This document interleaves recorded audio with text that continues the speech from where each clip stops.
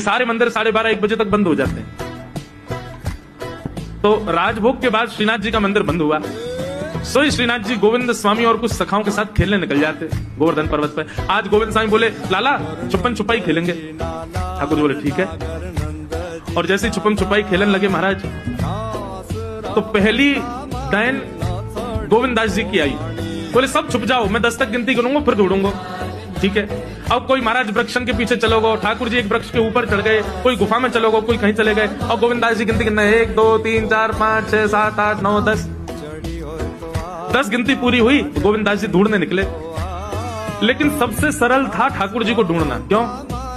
इतना इत्र लगाते हैं ठाकुर जी की जहां से भी जाते हैं वो जगह महक जाती पूरी। तो गोविंद दास जी क्या करते, सूंघते हुए चलते। जहां से भी चंदन की सुगंधी आ रही होती वहीं चल देते। वृक्षों को सूंघते, पृथ्वी को हर अंग से सुगंध आती ठाकुर जी की। तो जिस वृक्ष पर बैठ जाते वहीं नीचे से जाके कहते थे ठाकुर जी पकड़ लियो। ठाकुर जी के गोविंदा में कितनों छुप जाऊं, तुमको कैसे पकड़ ले?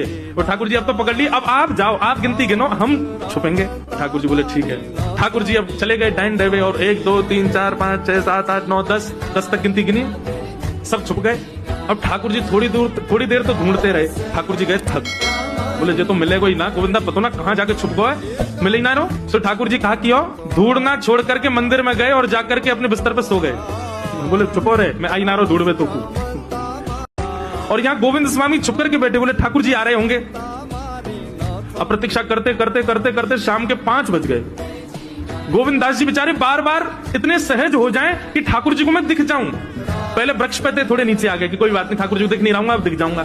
फिर अब तो बिल्कुल खुले में ही खड़े हो गए, अरे पकड़ लो हमको आके। लेकिन ठाकुर जी तो है ही नहीं, ठाकुर जी सो रहे हैं कमरा में जाके। इतने में ही महाराज गोसाई जी ने घंटे घड़ियाल बजाए। ठाकुर जी के उत्थापन का समय शाम को 4:30-5 बजे मंदिर खुलता है। और जैसे ही घंटे घड़ियालों की आवाज आई, गोविंद स्वामी बोले मैं यहाँ दुबको बैठा हूँ, 4 घंटा से भूखो प्यासो पेड़ पे चढ़ा हूँ कि लाला आ रहे होगे ढूंढवे। खुद मंदिर में पहुंच के आरती करा रहे हैं अपनी।